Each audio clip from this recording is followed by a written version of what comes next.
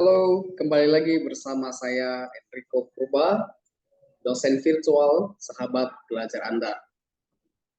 Hari ini kita akan belajar tentang materi briefing yang akan kita bahas adalah apa itu briefing dan apa manfaatnya.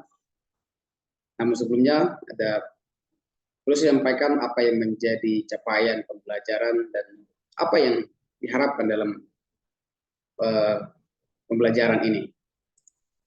Baik, saya tampilkan dulu.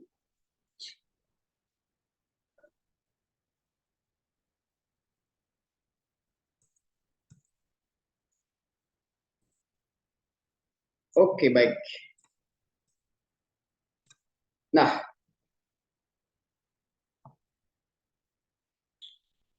disampaikan tadi, ini menjadi topik atau agenda di dalam pembahasan dalam video kali ini. Ya, ada pengantar, kemudian pengertian, manfaat, isi briefing, dan tips dan contoh briefing. Baik, yang menjadi capaian pembelajaran lulusan adalah bahwa mahasiswa diharapkan mampu mengkoordinasi dan bekerjasama dengan sumber daya manusia di dalam lembaga pendidikan. Kemudian, mahasiswa di dalam capaian pembelajaran mata kuliah ini juga diharapkan mampu memahami konsep, ruang lingkup, dan tujuan apa yang kita bahas di dalam micro reading, yaitu briefing, rapat, seminar, workshop, FGD, dan brainstorming. Kemudian capaian yang kedua adalah mahasiswa mampu menguasai urutan tahapan dalam kegiatan briefing, rapat, dan seterusnya. Yang ketiga juga mampu mempraktikkan dan mensimulasikan. Nah, inilah menjadi tujuan akhir sebenarnya, karena ini adalah mata kuliah praktik, jadi diharapkan mahasiswa mampu mensimulasikan, mempraktikkan atau menerapkan bagaimana memimpin sebuah briefing atau memberikan pengarahan di dalam sebuah lembaga pendidikan. Baik, dan itulah yang menjadi kompetensi akhirnya juga, sehingga di akhir pertemuan atau di akhir nanti setelah menonton video ini, mahasiswa bisa diharapkan memimpin briefing atau memberikan pengarahan dengan baik, dengan benar, dan juga secara sistematis. Karena kita akan bahas nih bagaimana urutan sehingga setelah dikuasai kemudian bisa dipraktikkan dengan percaya diri, dengan berani memimpin sebuah briefing atau memberikan arahan di lembaga pendidikan nanti di mana mahasiswa atau mahasiswi setelah bekerja. Oke, kita lihat dulu sebenarnya apa yang menjadi pengertian briefing. Ya. Secara umum, briefing diterjemahkan dengan pengarahan. Kata dasar itu adalah brief, singkat. Jadi artinya memang briefing itu adalah suatu pengarahan yang bertujuan untuk menjaga komunikasi. Nah, ini adalah model pendekatan yang dilakukan seorang pemimpin kepada orang yang dipimpinnya untuk menjaga komunikasi secara singkat, ya, antar anggota tim. Kalau dalam konteks pendidikan atau kita ambil misalnya contoh kecilnya di dalam sebuah sekolah, jadi antara kepala sekolah dengan guru-guru, dengan pegawai. Nah, ini cara yang bisa digunakan untuk membangun komunikasi dan dengan cara memberikan pengarahan dan juga bertujuan untuk meningkatkan produktivitas, ya, meningkatkan kinerja para karyawan ini secara umum. Jadi kalau kita ambil contoh dalam konteks sekolah, artinya meningkatkan produktivitas atau kinerja para guru yang ada di sekolah tersebut. Nah, biasanya dilakukan dalam waktu yang tidak lama, ya, cukup paling lama 20 menit. Karena memang briefing singkat, hanya pengarahan singkat yang disampaikan oleh kepala sekolah atau pemimpin dalam lembaga pendidikan. Dan biasanya dan langkah baiknya dilakukan di pagi hari, ya, mumpung masih semangat pagi. Jadi ini awal yang tepat, waktu yang tepat untuk menyampaikan briefing, sehingga guru-guru atau pegawai yang hadir boleh masih segar, begitu ya, boleh menikmati apa yang disampaikan oleh kepala sekolah dalam menyampaikan materi yang disampaikan oleh kepala tersebut. Nah, jadi biasanya dipimpin oleh pejabat tertinggi, ya, biasanya misalnya kepala sekolah atau yayasan yang memimpin briefing. Kemudian apa manfaatnya? Ini perlu kita tahu ya. Kenapa harus ada briefing? Apa rupanya manfaatnya? Yang pertama, ya ada 5 ya, saya buat dalam video kali ini. Yang pertama, menjalin komunikasi yang baik. Tentu ya, dalam teori manajemen, ya, yang menjadi inti dalam manajemen itu adalah kepemimpinan. Kemudian yang inti dari kepemimpinan itu adalah komunikasi. Artinya, seorang pemimpin harus memiliki komunikasi yang baik antara pemimpin dengan yang dipimpinnya, antara kepala sekolah dengan guru-gurunya. Jadi briefing adalah cara yang baik untuk diterapkan dalam membangun atau menjalin komunikasi yang baik antara kepala sekolah dengan guru-guru atau pegawai. Itu yang pertama. Dan yang kedua, menumbuhkan semangat kerja. Tentu ya, kepala sekolah sebagai pemimpin yang menakodai kepala sekolah tersebut, tentu mengharapkan semua guru-guru yang ada di sekolah tersebut memiliki semangat kerja untuk mencapai tujuan sekolah tersebut. Jadi briefing adalah cara untuk memotivasi para guru untuk semangat bekerja. Itu dengan semangat akan menghasilkan produktivitas yang lebih baik. Yang ketiga, meningkatkan kekompakan tim. Nah, ini tadi nanti saya sampaikan mungkin ada IL-IL. Salah satu cara untuk meningkatkan kekompakan adalah dengan membuat IL-IL, atau membuat sebuah jargon-jargon yang membangun keterikatan dan membangun kekompakan di dalam sebuah tim kerja. Dalam hal ini antara guru, sesama guru, dan juga dengan kepala sekolah.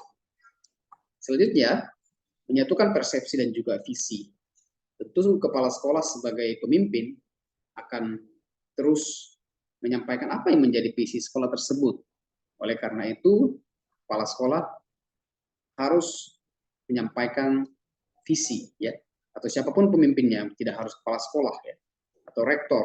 Jadi visi tersebut harus terus disampaikan, digaungkan, sehingga antara guru, kepala sekolah, dan pegawai atau siapapun yang ada di dalam lembaga pendidikan tersebut memahami dan menangkap apa yang menjadi visi lembaga pendidikan tersebut. Sehingga dengan memahami visi tersebut, itu bisa terinternalisasi dan mudah untuk melakukan di dalam setiap kinerja masing-masing, setiap pekerjaan atau tugas tanggung jawab masing-masing. Dan yang terakhir adalah briefing itu tempat untuk berdiskusi, ya, momen di mana kepala sekolah mungkin ingin mendengarkan curhatan bapak ibu guru yang ia pimpin, atau menyampaikan hal-hal yang perlu disampaikan untuk meningkatkan mutu sekolah. Di situ juga adalah tempat untuk mengevaluasi. Nanti akan saya sebutkan contohnya. Briefing adalah cara yang paling efektif untuk membuat mengevaluasi kinerja, ya, karena dilakukan secara rutin. Jadi semakin sering dievaluasi, kalau ada briefing tiap pagi, tentu kinerja akan terus meningkat. Nah, jadi briefing ini sangat efektif dikerjakan semakin rutin dan juga apalagi dikerjakan pagi hari. Baik, apa yang menjadi isi dalam briefing? Ya, ada beberapa. Yang pertama diawali dengan doa dan salam pembuka. Nah, biasanya ya, briefing itu dibuka oleh pimpinan briefing. Dalam hal ini kepala sekolah biasanya, atau pembantu kepala sekolah, atau guru yang dikunjungi yang mungkin ada kompetensi tertentu yang ingin disampaikan. Tapi biasanya adalah pemimpin tertinggi ya di dalam suatu lembaga pendidikan. Nah, jadi baiknya ya dalam memulai sebuah briefing kita boleh mengucapkan setelah berdoa, ya, kemudian mengucapkan salam dan dengan semangat, dan juga bisa diikuti dengan menanyakan kabar, ya, sebagai awal untuk mencairkan suasana atau membangun kehangatan, ya, membangun suasana yang hangat di antara pemimpin dan yang dipimpin. Kemudian isinya adalah berupa evaluasi atas permasalahan atau hal-hal yang terjadi di hari-hari sebelumnya atau di minggu-minggu sebelumnya. Misalkan kepala sekolah sudah mengamati selama 1 minggu atau beberapa hari bahwa semakin banyak jumlah siswa dan guru yang tidak disiplin, tidak datang tepat waktu atau terlambat. Nah, briefing adalah tempat atau kesempatan yang baik untuk mengevaluasi kehadiran atau mengevaluasi disiplin siswa dan juga guru.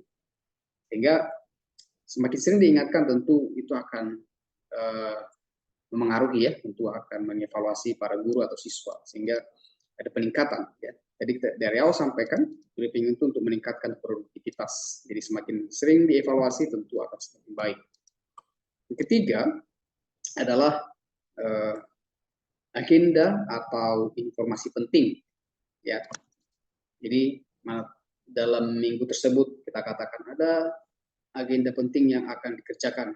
Misalnya karena akan ada akreditasi, akan melakukan momen akreditasi, tentu diharapkan semua guru atau semua pegawai untuk aktif ya, untuk terlibat di dalam mempersiapkan borang atau dokumen-dokumen yang dipersiapkan. Nah, jadi sudah dibagi tugas, kapan target selesai. Nah, ini momen untuk disampaikan di dalam momen yang tepat disampaikan dalam briefing di sekolah. Nah, sama seperti tadi, ya, visi sekolah ini adalah perlu diperhatikan dan perlu disampaikan dalam kesempatan yang rutin. Supaya apa? Supaya visi tersebut bisa tercapai, ya. Supaya tujuan-tujuan atau target-target ingin dicapai itu bisa terwujud, ya. Misalkan target harian, target mingguan, atau target bulanan, ya. Sebagai contoh dalam target semester juga misalnya membuat RPS, ya. RPP misalnya, kemudian bagaimana ujian harian atau ujian tengah semester dan juga ujian semester. Nah, ini perlu di dalam seperti sampaikan sebelumnya. Jadi ini dibahas di dalam informasi itu tadi ya.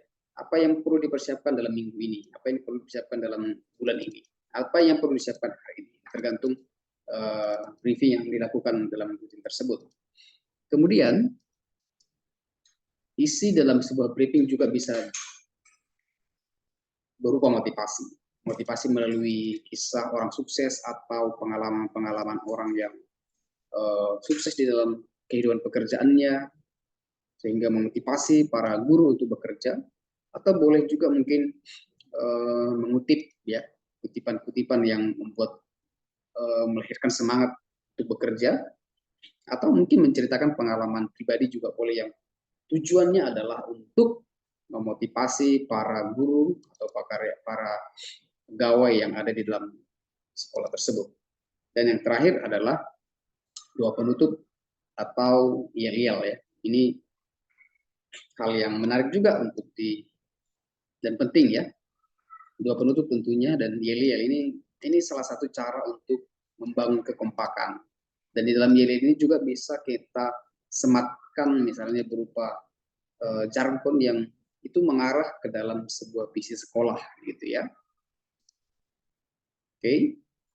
Jadi itu berupa gerakan misalnya atau meneriakkan nyanyian atau mungkin lompat atau injak bumi atau tos atau sekedar tepuk tangan gitu ya.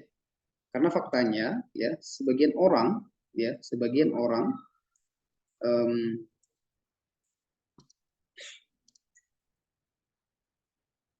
biasanya selalu tersenyum ya setelah melakukan misalnya tos ya atau dengan bertepuk tangan itu membangun kekompakan dan memunculkan semangat. Baik. Selanjutnya, apa tips dalam briefing supaya berjalan dengan baik ya, supaya bekerja dengan efektif? Yang pertama, jangan terlalu lama ya. Maksimal 20 menit supaya produktif dan bekerja dengan efisien. Tentu waktu itu pun harus kita manfaatkan sebaik mungkin karena akan bekerja ya. Jadi jangan terlalu lama. Sebaiknya dipersiapkan dengan baik, apa yang harus disampaikan sudah tertata dengan sistematis sehingga menyampaikannya sangat efisien dan sangat efektif. Kemudian jika dalam briefing tersebut juga ada banyak hal yang disampaikan, ini sudah dipersiapkan, baiknya dipersiapkan misalnya ada laporan per bidang studi misalnya, per bidang studi melaporkan apa yang ingin disampaikan. Jangan setiap orang dengan bidang studi yang sama melaporkan hal yang sama begitu ya. Jadi sudah dalam hal ini pemimpin harus sudah mendesain seefektif mungkin, ya sudah dibatasi supaya mengefisienkan waktu. Kemudian informasi yang disampaikan sebaiknya singkat, padat, dan jelas. Nah, ini tantangan bagi seorang pemimpin dalam menyusun informasi briefing ya. Karena di dalamnya informasi, di dalamnya juga ada evaluasi, dan kalau memungkinkan juga ada motivasi. Jadi ini harus dilatih, harus terus dipersiapkan dengan baik sehingga boleh menyampaikan informasi atau materi dalam briefing dengan padat ya, tapi jelas. Kemudian komitmenlah terhadap waktu ya. Sebagai pemimpin briefing ya, itu apalagi kepala sekolah ya harus menjadi teladan. Artinya ketika hanya tiga dari 10 orang guru yang datang, tetap saja dimulai. Nanti kalau kalian setelah bekerja ya, setelah bekerja di dunia kerja, percayakan saya pemimpin, ya mulailah menjadi teladan ya. Misalnya halnya sebagian kecil yang datang, tetap dimulai, itu akan menanamkan nilai kedisiplinan sehingga briefing selanjutnya semua akan datang belajar untuk tepat waktu dan itu terus dievaluasi. Nah, itu penting sekali dalam komitmen waktu. Nah, ini disarankan juga dengan posisi berdiri ya. Jadi kalau memang apalagi guru-guru atau orang kita pimpin masih muda ini ya, di dalam kepemimpinan milenial gitu ya, supaya lebih menarik, supaya lebih menyenangkan, itu berdiri itu lebih baik ya, supaya lebih fokus. Dengan posisi berdiri itu akan lebih fokus karena kadang kalau duduk ini kurang fokus ya, dan mudah menyemangati. Apalagi kalau kepala sekolahnya gaul begitu ya, ada sebuah yel-yel yang ingin disampaikan, yel-yel yang diteriakkan. Nah, ini lebih mudah kalau dalam posisi berdiri menurut saya. Oke. Kemudian sesekali supaya menghindari kebosanan sebaiknya sesekali diganti gitu ya. Tetapi tetap dengan catatan orang yang mengganti itu adalah orang yang punya kemampuan berkomunikasi yang baik dan memotivasi dan juga mengevaluasi dengan baik supaya ada suasana baru gitu ya. Nah, ini contoh ya, contoh yang nyata. Ini nanti ada beritanya, ada ini dari website, saya ambil dari website sekolah, ini bisa dibaca ya, di SMK Negeri Krian. Ini sudah lama ya, mereka melakukan briefing yang rutin setiap hari, sehingga memang salah satu sekolah yang cukup baik ya, sangat menunjukkan kinerja yang baik ya. Punya laporan di websitenya itu sangat baik. Saya kira ini contoh yang bisa ditiru dalam manajemen sebuah sekolah, mengadakan briefing. Nah, di depan ini ada kepala sekolah, mungkin wakil kepala sekolah yang memimpin briefing. Dalam hal ini, konteks ini mereka tidak berdiri memang mungkin, barangkali guru-gurunya sudah tua barangkali ya, tapi ada juga yang berdiri, mungkin ini membuka doa atau menutup doa atau sedang menanyakan, kita tidak tahu. Tapi inilah contoh real di dalam sekolah bahwa ada briefingnya. Ini briefing pagi ya, mereka melakukan briefing dalam suasana pagi hari. Ini lebih bersemangat sepertinya untuk memulai hari, memulai pekerjaan. Nah, kemudian saya akan memutarkan sebuah video ya, contoh video yang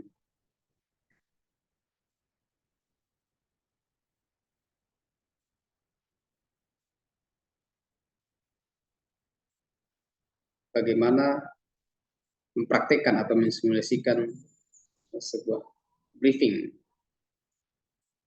Nah, ini yang sudah dilakukan oleh mahasiswa ya. Linknya saya ada buat di YouTube, nanti boleh ditonton sampai habis ya.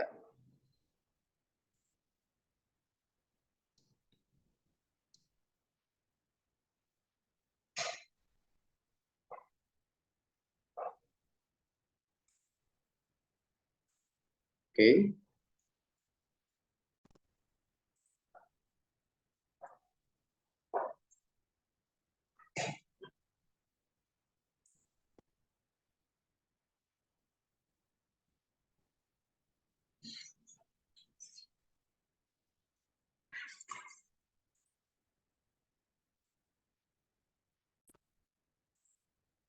Ya, ini ya.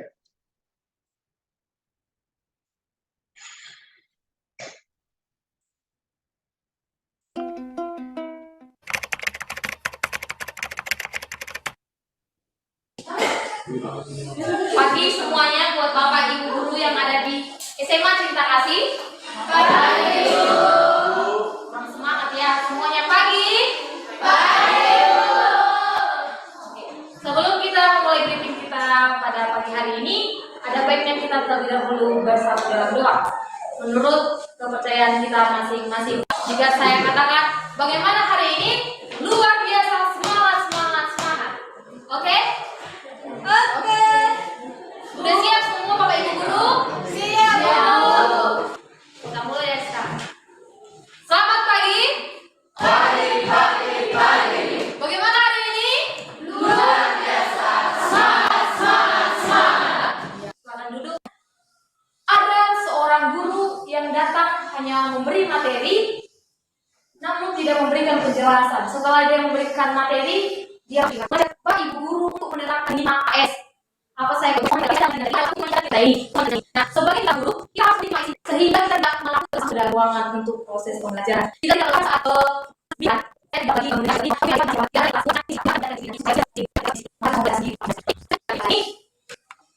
selamat Ibu, selamat kerja, selamat pagi.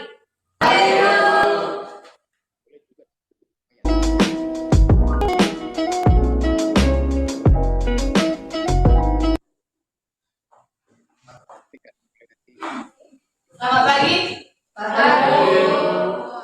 Baiklah, sebelum memulai. Baik.